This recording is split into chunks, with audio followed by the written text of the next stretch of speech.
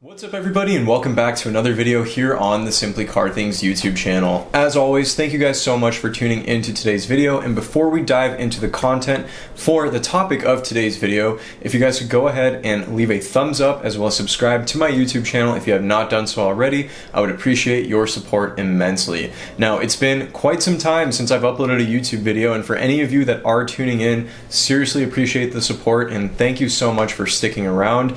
I know it's been around 4 months since I last uploaded a video, and I do owe you guys an update as to where I've been, why I've been sort of MIA, but I figured just to kick things off, we're gonna get you guys some good content about the BMW F82 M4, comparing it to the M4 GTS, and basically breaking down the technical and significant differences between the two cars, because there are actually quite a few that differentiate the GTS models compared to the base model counterpart. So with all that being said, let's not waste any more time and let's get straight into it. So as the GTS moniker would state, the M4 GTS was a lighter weight, stripped out, more hardcore track focused variant of the already fairly track-focused BMW M4, and it was able to run the Nürburgring Nordschleife in 7 minutes and 27 seconds, which at the time for a BMW high-performance coupe was an extremely fast time, and to this day that's still a very impressively quick lap time, especially from a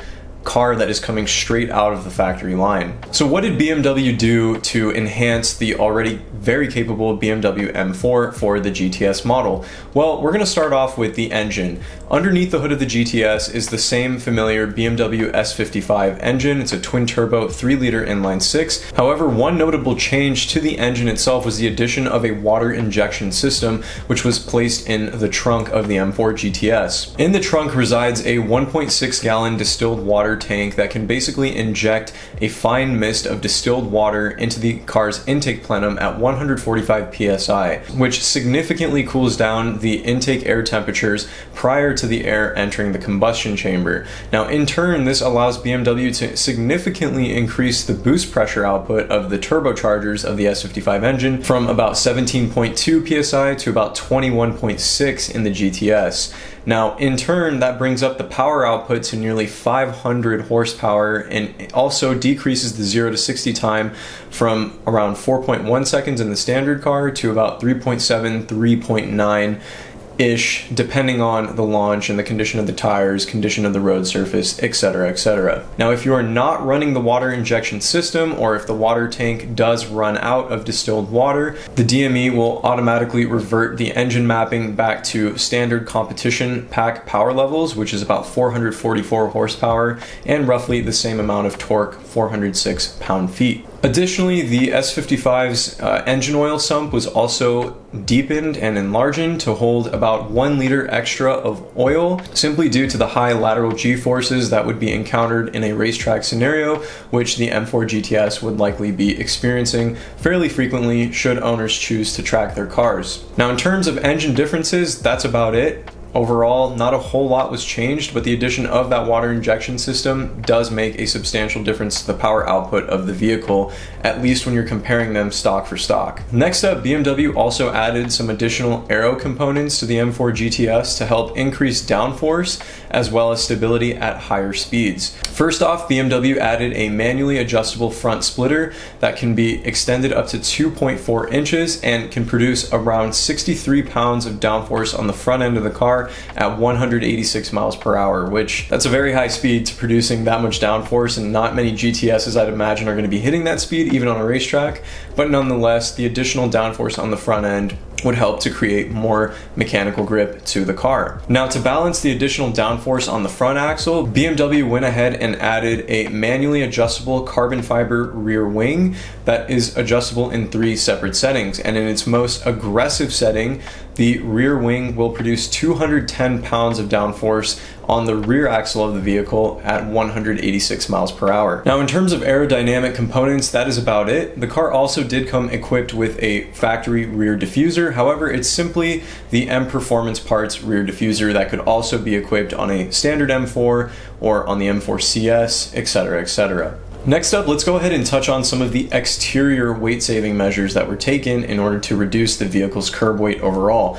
Now, the M4 GTS comes in at around 43 pounds or so lighter than a standard BMW M4. Now, you might be thinking that's not a substantial weight difference, and that is largely due to a lot of additional components that are put back into the car to make the car track ready, not just from a performance standpoint, but also a safety standpoint. And I will be touching on those aspects a little bit later on in this video.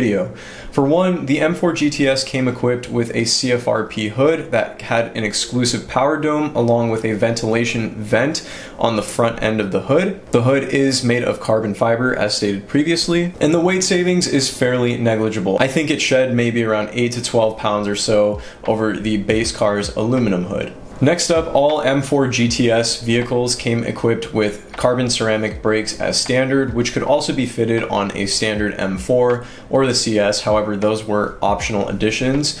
The M4 GTS got them as standard, and as a result of that, there is a significant reduction in unsprung mass due to the fact that the carbon ceramic rotors are so much lighter than your conventional steel rotors that you would find normally on the base vehicles. The carbon ceramic brakes came equipped with massive gold painted 6-piston calipers up front and fairly large gold painted 4-piston rear calipers out back.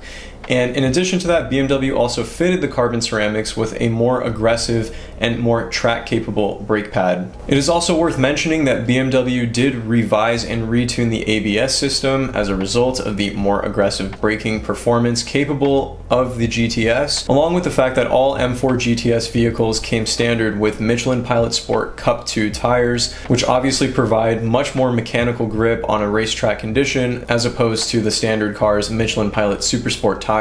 The M4 GTS also gets a carbon fiber roof as well as a CFRP trunk, but again, it is worth noting that those carbon fiber roof and CFRP trunk components are also fitted onto every single BMW M4. It's not just exclusive to the GTS. In terms of suspension components, the M4 GTS received a fairly drastic overhaul in terms of its suspension components and suspension setup, whereas the base BMW M4 or even competition equipped cars were fitted with EDC adjustable or adaptive dampers. Some were fitted with passive dampers as well. The M4 GTS received 3-way adjustable coilover suspension. The GTS's coilover system came equipped with threaded spring perches and a spanner wrench from the factory that could lower the car's ride height by up to 0.8 inches as the maximum amount of drop. That ride height adjustability obviously increases the effectiveness of the front splitter and also increases negative camber on the front and rear axle for more mechanical grip. The 3-way adjustable coilover dampers also had 14 positions for high-speed compression adjustment and 6 positions for low-speed compression adjustment. Additionally, on the top of the strut mount, there was a rebound adjustment setting that also carried up to 16 positions of adjustability. Now, all in all, this is a very track-capable suspension setup because not only do you have adjustability of the ride height, but you also have significantly more aggressive spring rates, you have significantly more aggressive dampers, and you have the ability to manually adjust the dampers based off of the racetrack that you are on. So from the factory, it's pretty cool to see that, you know, the car was equipped with such an aggressive suspension setting, something that is so track focused and track oriented. Additionally, the GTS also came with lightweight billet aluminum knuckles and GTS specific sway bar end links. Now, with all these aggressive changes, including more aggressive tires with the Michelin Pilot Sport Cup 2, the adjustable suspension settings, the addition of aerodynamic components to increase downforce on the front and rear axle of the car, and a lighter curb weight, BMW is also able to revise the stability control and traction control systems of the car, along with the differential and a lot of the software tuning to enable the car to effectively utilize the increase in mechanical grip and make the car faster overall on the racetrack and on the road as well. It's also worth noting that while the M4 GTS was equipped with the factory competition spec wheels with acid orange paint color, they could also be optioned with a lightweight carbon fiber wheel option. Now, the wheels don't exactly look pretty, but they also do help to reduce unsprung mass, and it is fairly rare to see them equipped on a GTS model, but it was an option from the factory nonetheless. And while there was a limited array of paint color options available for the GTS. One exclusive individual color that you could option was the frozen gray, or basically just a matte gray that you could see on a lot of the launch edition GTSs and a lot of GTSs for sale today. Very aggressive, very good looking color on the car. Finally, in terms of the exterior, the M4 GTS was also fitted with a lightweight titanium exhaust system. Now, I believe this is just the M Performance exhaust, except it was finished off with its own unique GTS specific exhaust tips. So if I'm not mistaken, the only section of the exhaust that is titanium is just the muffler along with the muffler tips, but the mid-pipe section of the exhaust is stainless steel, and it does sound incredible. It sounds very loud, and it has a really nice amount of factory overrun and burble. Nothing that's obnoxious, but it just gives the car that much more of an aggressive note from the factory. And of course, that exhaust also does help to save weight. So that about wraps it up in terms of exterior changes and differences for the M4 GTS. Let's go ahead and move into the interior now, because there are a number of changes that BMW decided to fit into the interior of the GTS to differentiate it once again from the standard BMW F82. For the interior of the M4 GTS, there's micro suede trims, including the dashboard. There's also a lack of a center console bin that is replaced by a carbon fiber support tube to further reduce mass. That's also wrapped in Alcantara. The M4 GTS did get the full leather merino option on the dashboard, along with GTS specific Alcantara embroidery on the dashboard of the car. The GTS also came equipped with a slightly thicker and beefier Alcantara steering wheel, although it retained more or less the same exact shape as the steering wheel in the base car. In terms of the door panels and the door panel trims, the only thing that was carried over were the window switches and the door latches. The inner door trim is actually made of a lightweight composite material that was carried over from the i3 BMW hybrid electric car. And it's basically just recycled trimmings that are packed together to create the shape of a door panel. There is also a M-specific door pull that also features the BMW M stripes, and that's about it. There is a small Alcantara armrest on the door panel as well, but overall it's pretty sparse and it is very stripped down. Now in Europe, the M4 came equipped with one-piece carbon fiber bucket seats as standard, which I'm quite jealous of. I wish the US spec cars got those bucket seats as well.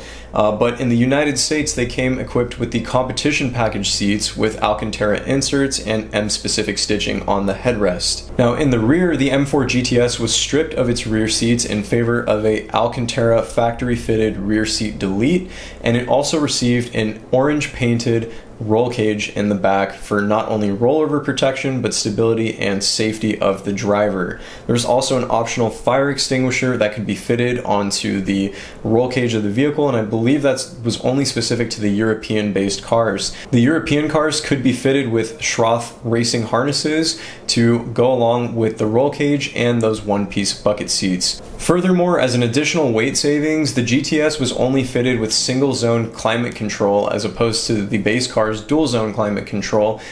And I'm not really sure how much weight that saved on paper, but again, it just kind of highlights the extent to which BMW went ahead and tried to strip out as much weight as possible out of the car.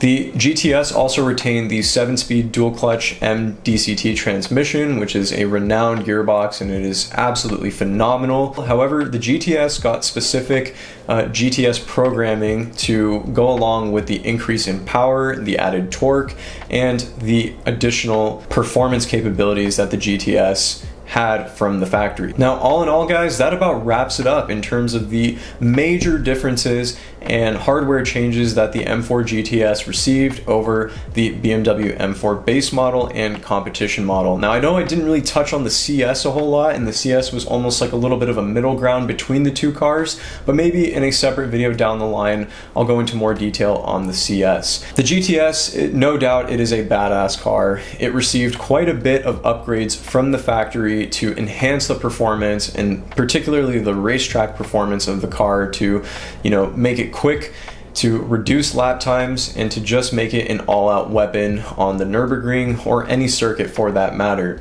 Now at the time, I don't think the car was very well received because at its price point, it was competing against the likes of cars like the GT3 RS Porsche, Mercedes AMG GTR, and those cars are simply in another league. They don't compare to the M4 GTS because the GTS at the end of the day is a sports car. Those are supercars.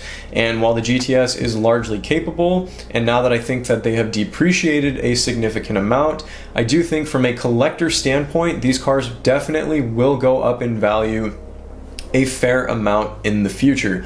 I think the F8X platform overall, I've said it in the past, I've said it multiple times on this channel, it is a very underrated platform, and I think a lot of people have not come to fully appreciate it yet, not only its performance capabilities, but the reliability, the durability, and the design and looks overall as a package. The holistic car really is a force to be reckoned with, and I think the GTS is a fine example of the ultimate version of that specifically. So with all that being said, thank you so much for watching. As always guys, if you could go ahead and leave a thumbs up as well as subscribe to the channel if you have not done so already. I appreciate the support as always, and if there was anything that I did miss in this video, feel free to go ahead and leave it in the comment section down below. I'll be interacting with you guys down there, and it's always fun to have some discussions with you guys. So thank you so much, stay tuned for the next video, and I will catch you all in the next one. Take it easy my friends, bye bye.